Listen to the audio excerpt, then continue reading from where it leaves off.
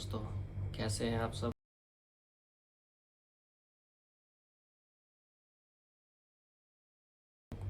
उम्मीद करता हूँ आज सब बढ़िया होंगे, मज़े में होंगे। बात करते हैं बीएमसी चुनाव जो कि महाराष्ट्र में चल रहा था। वो 15 तारीख को समाप्त हो गया और आज शायद 16 तारीख। आज वोटों की गिनती हो रही है और वोटों की गिनती हो रही है उसमें सारी पार्टियों ने चुनाव में भाग लिया था। सभी प्रत्याशियों के को मिले हुए मतों की गिनती जारी है। जैसा कि अभी सुबह से पता चल रहा है कि जो गिनती हो रही है, जो रुझान आ रहे हैं उसमें ये पता चल रहा है कि बीजेपी जो बहुत अच्छा प्रदर्शन कर रही है, जिस बीजेपी के जो अलायंस पार्टनर थे एकनाथ शिंदे और भी जो पार्टी जिनकी पार्टियाँ थी वो सब अच्छा प्रदर्शन कर रही हैं। रही बात उद्धव ठाकरे और राज ठाकरे उनकी पार्टी ने भी प्रदर्शन किया है, अच्छा प्रदर्शन किया है। लेकिन जैसा कि अनुमान लगाया जा रहा था, जैसा कि उम्मीद थी कि वो अच्छा प्रदर्शन करेंगे, उतना अच्छा प्रदर्शन नहीं कर पाए हैं। रही बात कांग्रेस की, तो मैंने पहले ही अपनी वीडियो में बताया था कि कांग्रेस कुछ खास नहीं कर पा रही है और वो कर भी नहीं पाएगी। जैसा कि मैं पहले ही अपनी वीडियो में बता चुका हूँ कि कांग्रेस ज़्यादा से ज़्यादा 10 से 15 सीट 20 तक ही वो जीत पाएगी। वो उसी दायरे में वो सिमट जाएगी और जो अन्य पार्टियां हैं, जो क्षेत्रीय छोटी छोटी पार्टियां हैं, वो भी करीब करीब 5 से 10 सीट तक ही जीत पाएंगे। हम लोग बात करते हैं मेन जो वीडियो का जो टॉपिक है वो है शिवसेना और महाराष्ट्र नवनिर्माण सेना। ये दो पार्टियां जो मिल के लड़ी थी।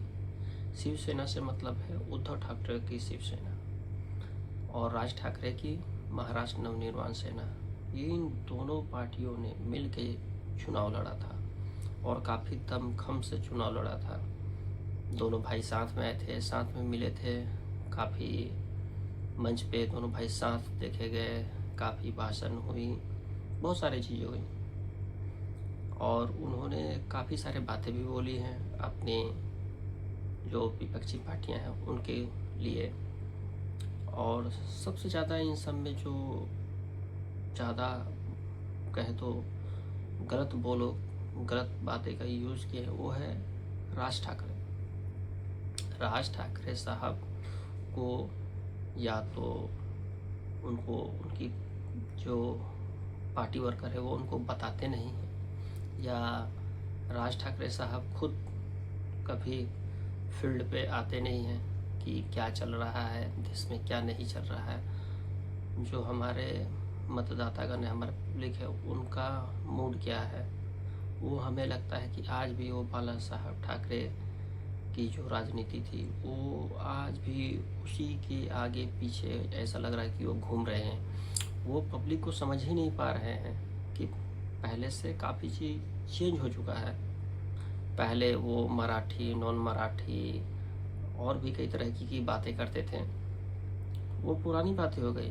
अब टाइम चेंज हो रहा है, लोगों का मूड चेंज हो रहा है, सब साथ में रहते हैं, साथ में मिलजुल के काम करते हैं, बिजनेस करते हैं, एक जैसे दूसरे जाते आते जाते हैं। तो इन सब चीज़ों को देखते हुए अगर आप चाहेंगे कि हम सिर्फ महाराष्ट्र में मराठी को ही रहने देंगे, बाद बाकी और किसी को यहाँ नौकरी करने का, बिजनेस करने का अधिकार नहीं है। खासकर राज साहब ठाकरे जो है वो उत्तर भारतीयों के प्रति जो अपनी घृणा जो व्यक्त करते हैं अपने व्यक्तित्व में, जो भाषण देते हैं मंचों से उत्तर भारतीयों के लिए, वो बहुत दुर्भाग्यपूर्ण है। इन्हीं सबको देखते हुए पब्लिक ने शायद डिसाइड किया कि इनको सत्ता में नहीं लाना, इनको बीएमसी का जो चुनाव है, बीएमसी के चुनाव में इनको वोट नहीं देना है। जैसा कि अभी रुझान आ रहा है उससे तो यही पता चल रहा है। राज साहब ठाकरे ने सिर्फ पब्लिक को ही गलत शब्द नहीं बोले हैं, उन्होंने बीजेपी के कई नेताओं के लिए भी गलत शब्दों का यूज किया है। अपने तमिलनाडु के जो एक नेता है, बीजेपी के नेता है, वो पहले बहुत बड़े पुलिस अफसर थे, वो आईपीएस अफसर भी रह चुके हैं और बहुत ईमानदार है। उनका नाम है अन्नामलाई। आप सबने देखा होगा कि उनके लिए किस शब्द का यूज किया गया, उनके नाम को किस तरीके से गलत रिप्रेजेंट किया गया, ये सब पब्लिक अब ध्यान में रखती है और जब पब्लिक को मिलता है मौका इलेक्शन के टाइम पे, तो वो इसका पूरा पूरा यूज़ करती है। खैर, अभी तक जो रुझान आ रहे हैं, महाराष्ट्र निर्वाण सेना और शिवसेना उद्धव ठाकरे की पार्टी, इन लोगों ने अभी तक जो प्रदर्शन किया उस पर इनके 70 सीटें जीतती हुई ये नज़र आ रही हैं। मैं तो यही रिक्वेस्ट करूँगा कि राज साहब ठाकरे, आपका पार्टी पहले जो है वो काफ़ी बड़ा था, आपके सांसद थे, आपके विधायक थे और बीएमसी में भी आप अच्छा प्रदर्शन कर रहे थे, लेकिन अब आपकी पार्टी में ना कोई सांसद है, ना विधायक है, कुछ भी नहीं है। फिर आपको किस बात का इतना घमंड है? आप किसी को लात मार रहे हैं, किसी का नाम कुछ भी बोल रहे हैं, किसी के लिए कुछ भी शब्दों का यूज कर रहे हैं। कृपया आपसे रिक्वेस्ट है, पब्लिक की भावनाओं को समझिए और पब्लिक के साथ चलिए। पब्लिक क्या चाह रही है, पब्लिक को क्या चाहिए, उनके साथ चलिए। चाहे वो महाराष्ट्र के रहने वाले हो, चाहे वो उत्तर भारत के रहने वाले हो, किसी भी स्टेट के रहने वाले हो, सब यहीं के रहने वाले हैं। आप सबको समझने का कोशिश कीजिए, सबको साथ में लेके चलिए, क्योंकि महाराष्ट्र में, खासकर मुंबई में, सिर्फ और सिर्फ महाराष्ट्र के लोग ही नहीं रहते हैं और दूसरे स्टेट के लोग भी रहते हैं और काफ़ी ज़्यादा मात्रा में रहते हैं। तो आप सबका ध्यान रखिए, किसी के लिए गलत शब्दों का प्रयोग ना करें, तो इससे फ़ायदा यह होगा कि लोग आपको वोट देंगे।